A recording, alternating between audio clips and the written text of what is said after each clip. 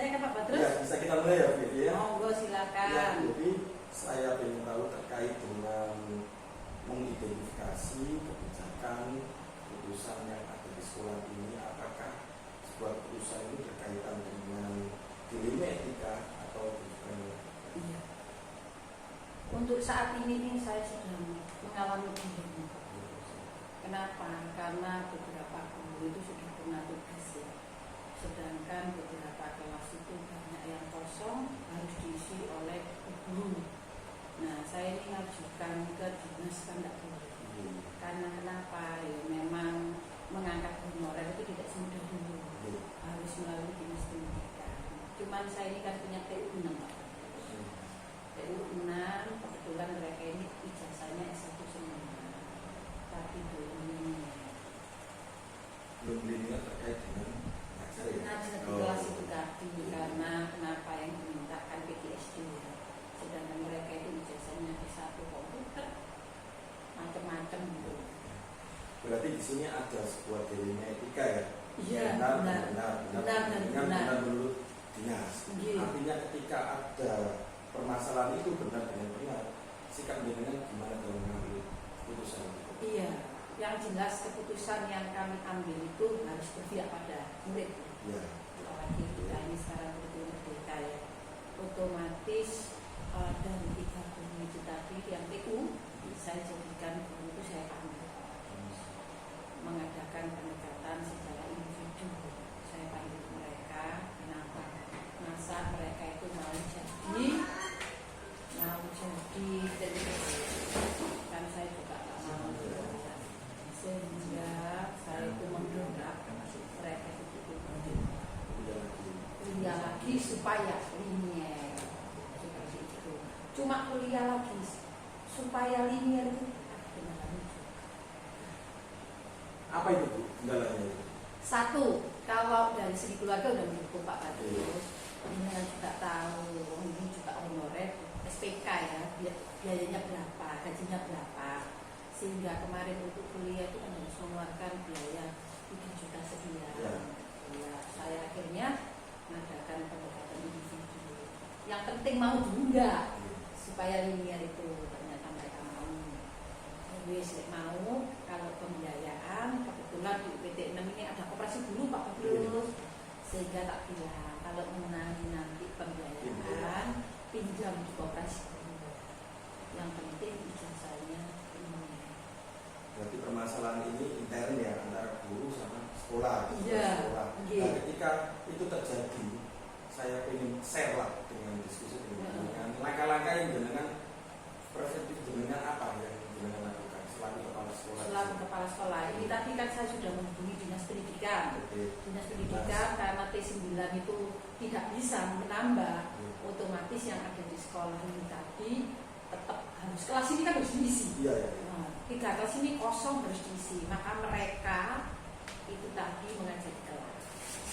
Nilai-nilai pendidikan lah yang kami ajarkan pada mereka ya. Kalau memang istilahnya ini tidak linear, harus meliniarkan diri.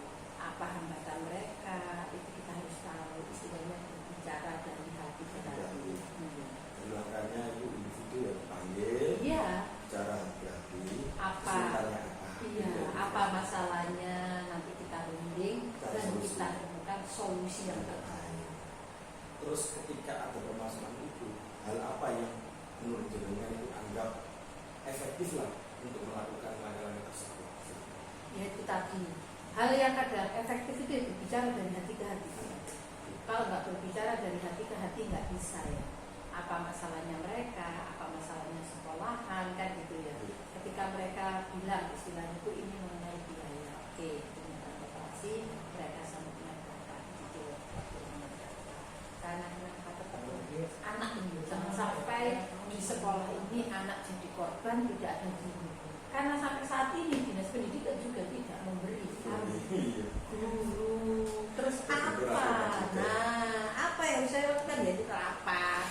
Ada teamwork di sekolah, ada stakeholder, ada komite sekolah. Yo, ayo kita duduk bareng untuk menyelesaikan masalah tersebut.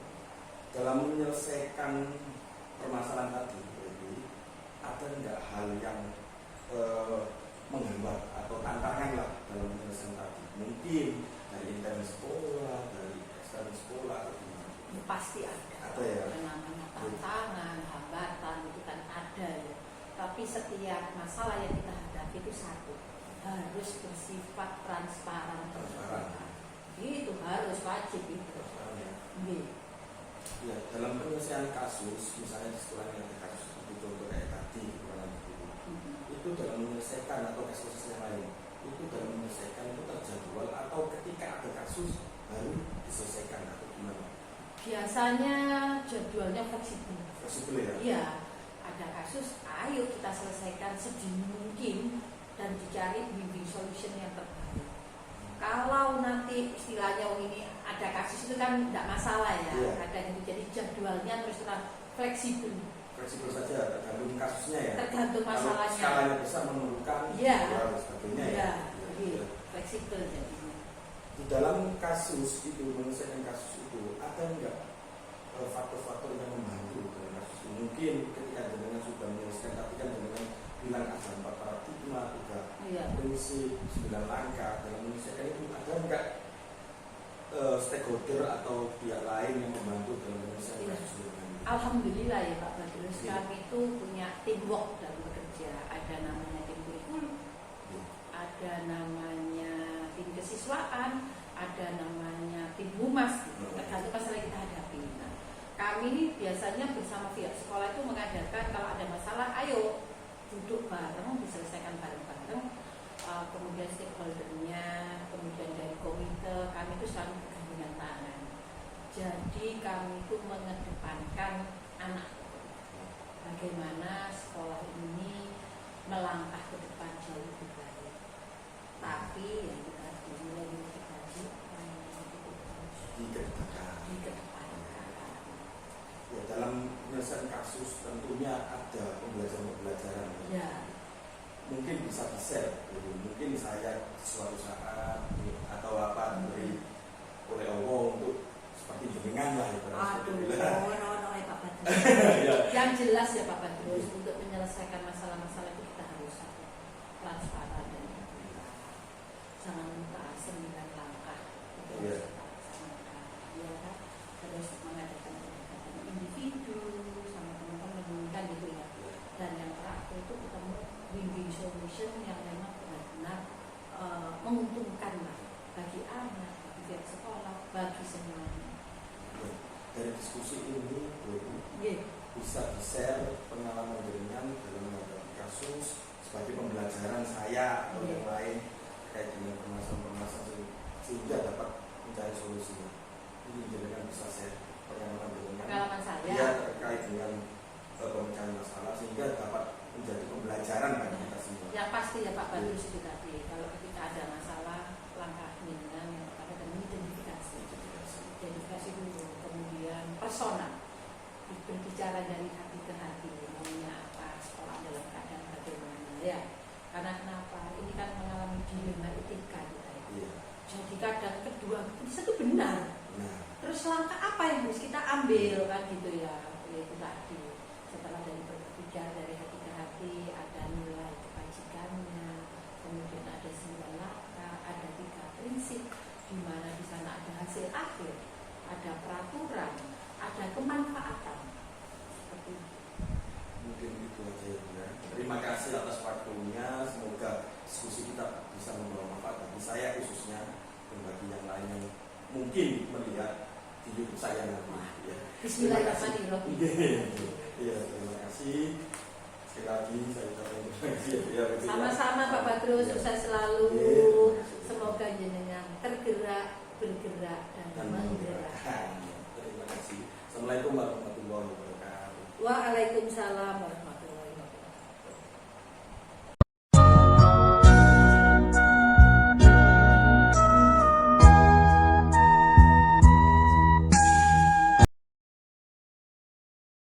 Assalamualaikum warahmatullahi wabarakatuh. Waalaikumsalam warahmatullahi wabarakatuh. Gimana kabarnya Bu? Alhamdulillah baik. Iya, ya semoga baik terus ya Bu ya, sehingga bisa memimpin sekolah ini.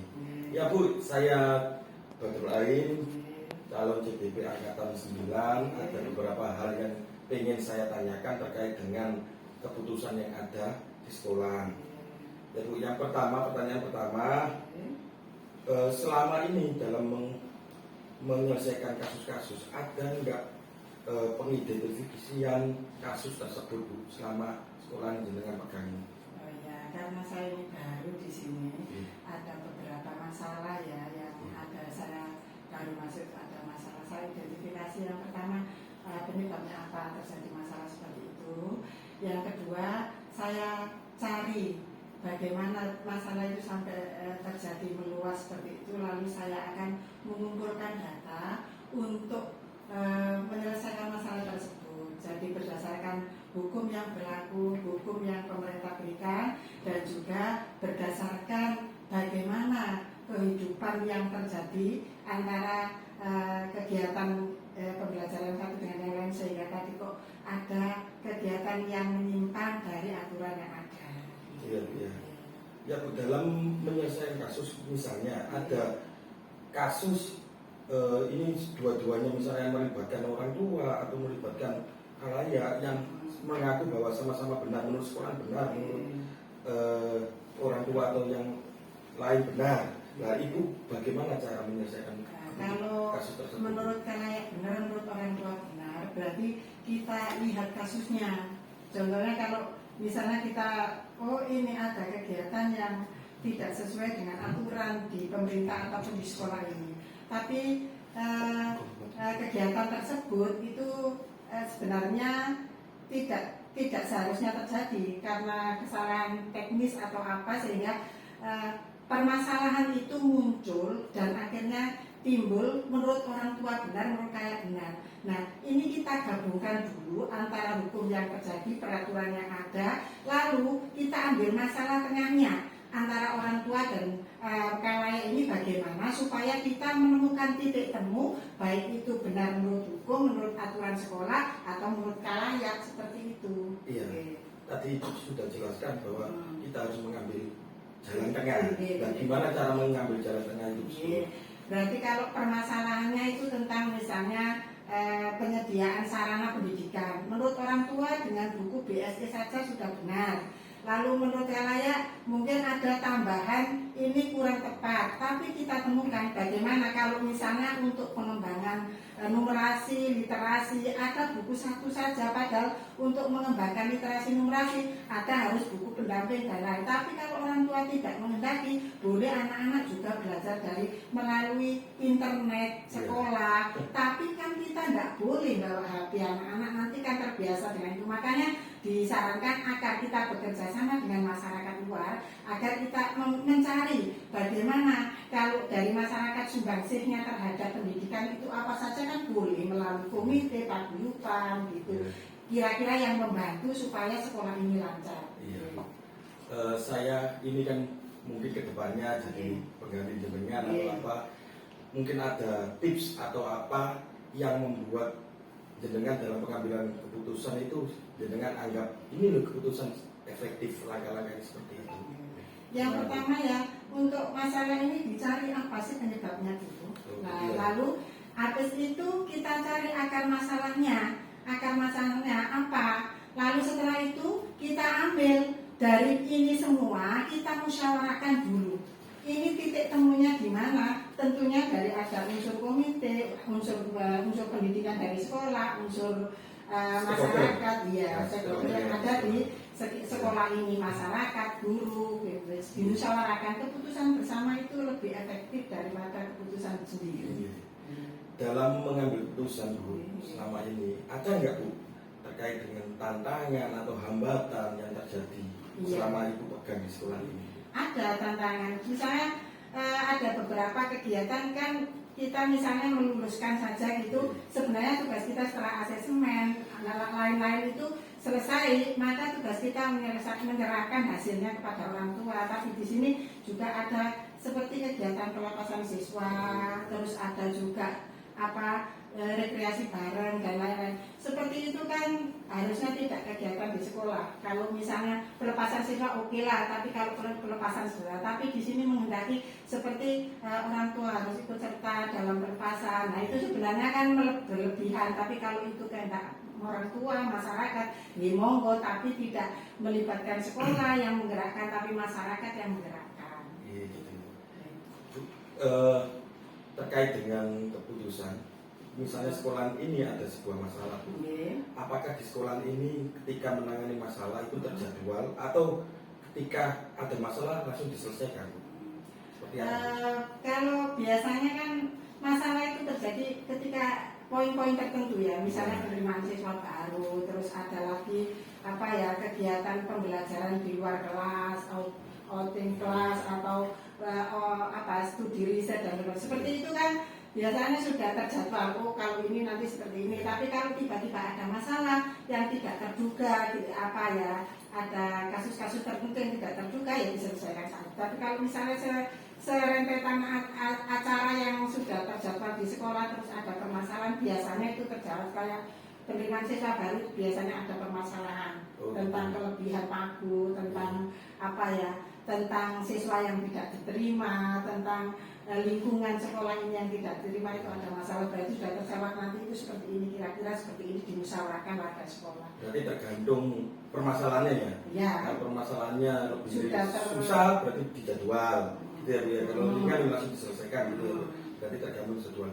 Ya, selama ini di dalam memecahkan masalah sekolah ini, Bu, ada nggak faktor-faktor pendukung untuk mempercepat permasalahan yang ada di sekolah ini dalam pengambilan keputusan?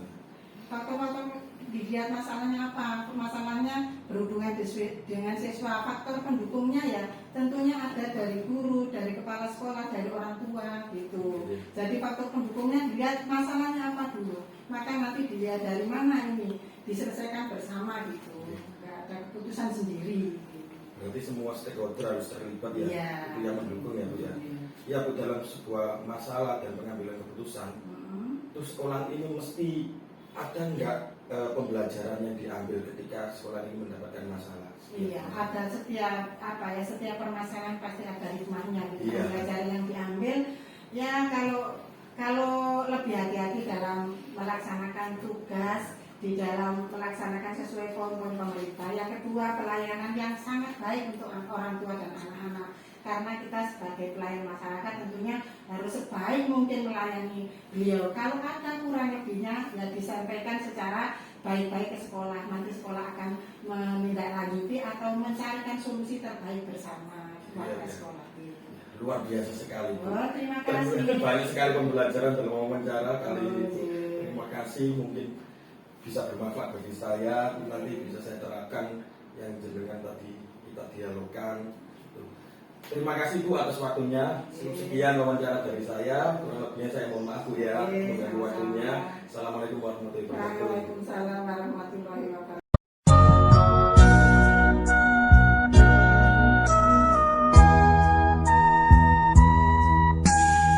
Assalamualaikum warahmatullahi wabarakatuh, Pak Agus. Waalaikumsalam warahmatullahi wabarakatuh. Perkenalkan, nama saya Badrul Ain, saya guru SDN atau UPT, sekarang namanya UPT SDN 5 Gresik, dulu SDN 1 Sidokumpul, Bagus.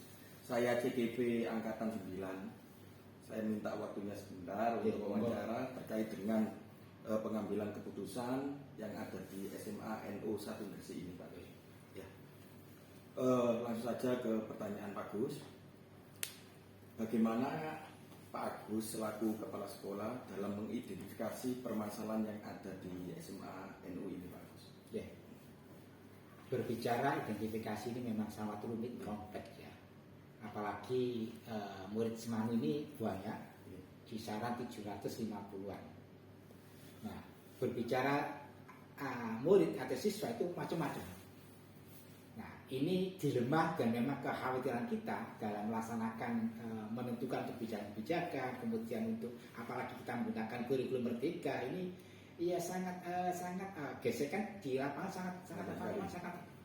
Karena di kurikulum merdeka itu ada yang namanya bullying, ada yang namanya sekolah ramah anak. Ya. Ini yang sudah berjalan di Islam itu ada dulu kalau belum ada kita kenal sekolah ramah anak itu ada yang namanya ketertiban. Jadi anak yang belum tertib ditertibkan. Yang tidak tertib ditertib seperti itu ada pembinaan, kemudian ada pendidik agama.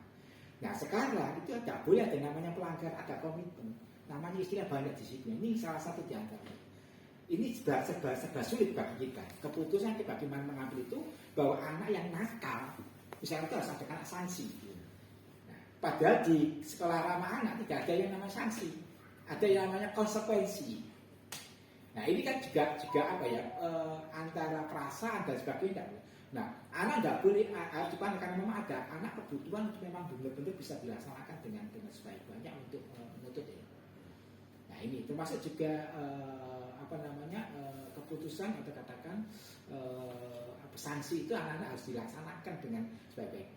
Nah kemudian salah satu diantaranya begini juga. Nah anak yang wakal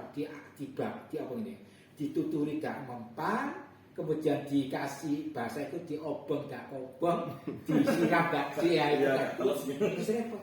Kita sudah melakukan atau kelihatan ada yang namanya kurikulum kebijakan itu, ada yang namanya klinik. Jadi kalau di sekolah yang lain ada yang namanya BK ketertiban, di Semarang ada yang namanya ketertiban. Klinik agama. Jadi kalau ditangani oleh BK dan ketertiban gak mempan, ditangani oleh klinik agama. Ini sentuhan penanganannya sentuhan dengan keagamaan. Ini yang jadi. Nah, itu yang jadi pemerintah sekarang. Nggak bisa seperti itu. Kita nggak boleh ada sanksi seperti itu. Ya harus anak itu diurungkan lah seperti itu. Nah, ini memang di sekolah ramah ini memang benar memandang anak itu punya kebutuhan, punya keinginan belajar, harus dihargai. Padahal kita nggak boleh apa namanya mortal dan sebagainya itu. Itu yang terjadi. Ya ketika ngomong bullying Pak Gus tentunya banyak sekali permasalahan-permasalahannya. Lah ketika anak itu terjadi permasalahan tentu punya alasan bahwa alasannya seperti A, B, C, sampai Z. Sekolah juga mempunyai alasan. Nah ketika sama-sama benar, Pak Agus gimana selaku kepala sekolah untuk menyelesaikan hal semacam itu, permasalahan semacam itu? Jadi ini yang sudah saya lakukan tentang kebijakan. Memang harus kita pandang bahwa ada dua sudut pandang penyelesaian tadi. Yang pertama di sudut adalah bagaimana kita membimbing dan mendidik anak itu. Dari sudut pandangnya SMA. Juga sama dengan juga bagi anak-anak ini yang tidak. Anak ini kalau yang dulu misalkan kayak contohnya ya anak ini dulu harus ini pelanggaran kayak gini 100 poin harus keluar. Itu ada jadi dulu jadi tidak sekolah ramah anak. Ya, tidak sekolah ramah anak, tapi akan pelanggaran sampai 100 itu harus keluar. Itu tidak sekolah ramah anak. Sudah ada ketiban. Tapi sekolah ramah nggak boleh itu dikeluarkan. Gimana? Ini kan serba. Hanya ya pendekatan tadi. Pendekatan yang memang untuk anak itu diberikan wawasan. Jadi anak tidak dikeluarkan, diberikan bimbingan, kemudian ada konsekuensi tadi. Jadi kalau memang sampai itu konsekuensinya, sama harus pindah, tidak dikeluarkan. Dengan hanya itu aja tidak terjadi anak itu pindah. Itu yang terjadi. Ya tentunya tadi dengan ngomong beda dengan yang kemarin. Kalau kita sekolah kita sudah menyatakan bahwa sekolah kita ramah anak, tentunya kita harus humanis seperti itu. Nah, dalam mengatasi hal semacam itu di SMA itu langkah-langkahnya semacam apa Pak? Misalnya ketika ada anak nakal atau anak yang melanggar aturan di sini, langkah-langkah sekolahan itu semacam apa memanggil orang tuanya, apa gimana Pak? Langkah-langkahnya dilakukan oleh SMA 1 Gresik untuk menangani hal ini. Yang pertama, langkah-langkah preventif. Preventif itu kita membentuk tim. Di kelasnya itu masing-masing ada tim, ada kelompok-kelompok tim itu, tim leader itu. Supaya apa? Ya jaganya anak nakal sesama teman. Jadi ada kayak guru, kayak senior yang mempelajari kepada anak-anak tadi. Kemudian kalau tidak mempan baru ada tanganan dari BK, dari ketertiban. Dari ketertiban mungkin ada dari dari BK. Nek BK dan ketika tidak mempan baru dibawa ke klinik agama tadi. Nah ini prosedur. Kalau memang seperti itu memang ada menjadikan anak sangat luar biasa, maka kita akan ada yang namanya konferensi kasus. Artinya untuk menentukan langkah-langkah ke depannya anak itu gimana. Jadi ada dari wali kelas, dari guru mata pelajaran, kemudian dari ketertiban, BK, kemudian klinik agama. Semuanya kita cari gimana anak ini penanganan ini. Dampak dan berarti kelebihannya, kekurangannya, kemudian jadi tidak serta-merta langsung dibutuhkan oleh seseorang. Jadi ada beberapa dari kajian-kajian dari sudut agama, jadi ya semuanya itu. Lengkap ya? Ya, itu yang langkah yang memang luar biasa dan alhamdulillah tertangani dengan baik. Dalam tadi yang jenengan jelaskan prosedurnya lengkap sampai Ya. agama dan sebagainya, Ya. pendampingannya ketika ada anak yang nakal. Selama ini di SMA NO1 ini Pak, ada nggak tantangan dalam menyelesaikan permasalahan tadi Pak? Tantangan di awal-awal. Tantangan di Di awal. awal. Di akhir insya Allah, karena ada yang masuk di klinik agama, anak itu tetap masuk sekolah. Ini bedanya. Jadi kalau di BK kan ada skorsing, ada itu, ada ini. Ini tidak. Jadi setelah BK tidak mampu, tidak kuat, harus tahan klinik agama, maka penanganannya menggunakan sentuhan keagamaan. Sholat duha, sholat had, apapun sunat tobat, semuanya ngaji, isi hosa itu. Nah, terus apa yang menjadikan kekuatan anak itu hanya sampai turun, maka anak itu mestinya kena di klinik agama itu bukan berarti tidak sekolah. Anak tetap masuk sekolah. Kemudian masuk sekolah itu tapi tidak masuk di kelas, masuk di klinik agama. Dengan diangkat oleh orang tua, pakai pakaiannya seragam tidak seragam. Jadi pembedanya di sini, ini terapinya. Jadi bagi anak yang sudah tingkatan SMA, diangkat orang tua masuknya di sini dengan seragam tua, oh anak ini berarti kasus, punya masalah. Nah, itu terapinya di situ. Jadi ada ada apa misalnya ibaratnya itu hukuman. Jadi Hukuman tidak secara langsung. tidak langsung. Jadi datang bersama dengan anak-anak yang lainnya yang pakai seragam, dia pakai busana muslim dengan diangkat orang tua. Hanya dia kan malu sudah besar kok diangkat orang tua dan pakai busana muslim. Oh itu karena itu adalah berarti anak punya masalah. Dalam penyelesaian permasalahan tadi Pak Agus menjelaskan ada sholat duha, ada bimbingan konseling. Ya. Di SMA Enung ini untuk menyelesaikan masalah itu sudah terjadwal apa ketika ada masalah baru diselesaikan atau di mana Pak? Pertanyaannya itu kalau ada masalah ya harus selesaikan. Ya. Tapi sebelum ada masalah ada preventif. Iya preventif. Preventif itu ada kelompok-kelompok tadi di kelasnya. Jadi sebelum sampai jaraknya panjang maka dia akan terangkat. Kemudian di sini juga ada yang namanya PIK-R. PIK-R itu adalah pusat konseling remaja. Jadi semacam BK. Semacam BK, tapi BK-nya tadi itu untuk sesama seusia. Jadi tidak sampai gitu. Jadi ada preventifnya itu merupakan satu preventif. Konsultasi, konseling dan sesama-sama teman. Kemudian BK ke wali kelas. Nah, ini sampai kebablasan tadi ada katakan melanggar atau katakan sudah ada masalah, ya seperti itu kita selesaikan. Kita tidak nunggu lama-lama. Ya. Jadi sebelum ada permasalahan di kasih bimbingan dulu. Melalui tindakan preventif, bimbingan dan sebagainya itu. Nah, untuk menyelesaikan masalah itu kan bukan hanya kepala sekolah saja. Ada nggak pihak lain, stakeholder lain mungkin kerjasama dengan orang tua atau kerjasama dengan researcher yang lain atau yang lain gitu. Jadi keputusan kebijakan pasca memang jatuh. Tapi sebelum penanganan ini ada beberapa kita libatkan. Satu wali kelas, kedua orang tua. Ini hubungannya intens sekali. Kemudian ada ketitipan, ada BK, kemudian ada lagi klinik agama. Pendekatan ini di sekolah ramah anak ada yang namanya ada apa ya? Lupa saya namanya. Jadi gini, ini kasusnya rumah tangga. Misalkan rumah tangganya itu. Maka orang tua atau sekolah ini, guru atau dari pemimpin sekolah ini tidak datang ke sana. Ini kasusnya rumit dia, tapi kita ada kayak KPPA ya, kayak ada dinas lembaga itu nanti informasi saya sampaikan, tolong dibaca. Dengan informasi tadi tidak akan membuka bahwa saya datang ini karena disuruh sekolahan dengan etisnya seperti itu. Jadi etikanya bahwa dia melalui bagaimana sudutnya dia akan mendalami. Karena ada pernah sini. Jadi orang tua dan orang tua ini tukar dan semakin atau broken lah seperti itu.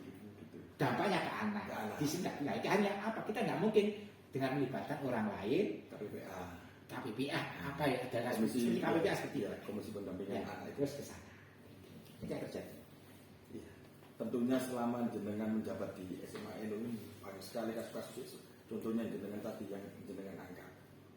dalam kasus menyelesaikan kasus dan proses kasus itu tentunya ada pengalaman-pengalaman yang dengan bisa share ke saya khususnya gitu, yang bisa memperbaiki diri saya ketika nanti kalau ditakdirkan oleh Allah menjadi pemimpin ya, itu monggo dengan share gitu Pak.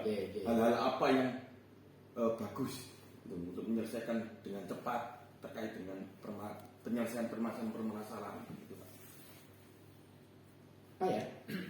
Yang jelas tadi tak sampaikan tadi, insya Allah program-program di SM1 ini mungkin beda dengan yang lain. Yang jelas kita harus inovasi. Inovasi, pendidikan harus inovasi. Kemudian harus memang benar-benar lain daripada yang lain. Jadi konsepnya di SMA 1 Gresik ini, kalau yang lain belajar ke utara, kita ke selatan. Resikonya memang benar, Bob. Melawan arus itu benar. Jadi sama dengan kita nangani pada siswa itu, siswa yang biasa-biasa ya mungkin akan teringat dia biasa saja. Tapi ada yang istimewa, entah itu nakal, suaranya, apapun pinternya, insya Allah itu yang beda. Ya itu kita. Nah, yang jelas bagaimana untuk pengalaman yang sama itu tadi, tantangan ke depan, kemudian pengalaman yang seperti bagaimana memberdayakan sumber daya. Ini yang penting titiknya pendidikan itu. Sumber daya manusia itu harus memang benar-benar. Karena pendidikan itu layanan. Siapa yang melayani? Ya warga sekolah. Siapa ya kepala sekolah dan guru-guru. Guru-guru tidak luar biasa, insya Allah ya anaknya tidak biasa-biasa saja. Jadi sumber daya itu harus kita berdayakan. Jangan sampai di pada zona aman, zona nyaman. Dengan dia kurtilas dulu, sekarang berubah dengan kurikulum kita itu guru-guru tidak zona nyaman. Karena ada perubahan-perubahan. Sampai kan tadinya seperti itu, tidak nyaman kan? Artinya ada tuntutan, tapi nyaman kan tergantung bagi mana kita menyikapi. Tapi ada hal baru harus disikapi. Kan? Ya, harus melakukan inovasi. Kuncinya di SDM-nya luar biasa insya Allah. Dan di SM1 ini sih insya Allah SDM-nya itu termasuk ya luar biasa. Jadi guru yang luar biasa akan menghasilkan murid yang luar biasa. Betul. Dibalik guru yang dibalik siswa yang luar biasa, pasti ada guru yang luar biasa. Dari anak yang biasa, dia orang tua yang biasa. Terima kasih Pak Agus, sungguh luar biasa. Saya baru pertama kali wawancara dengan kepala sekolah, ternyata kepala sekolah Pak Agus sangat luar biasa. Terima kasih atas waktunya Pak Agus ya. Semoga wawancara kita ini membawa manfaat bagi saya sendiri yang nanti insya Allah saya terapkan di tingkatan SD. Terima kasih Pak Agus waktunya. Sekian. Assalamualaikum warahmatullahi wabarakatuh. Waalaikumsalam warahmatullahi wabarakatuh.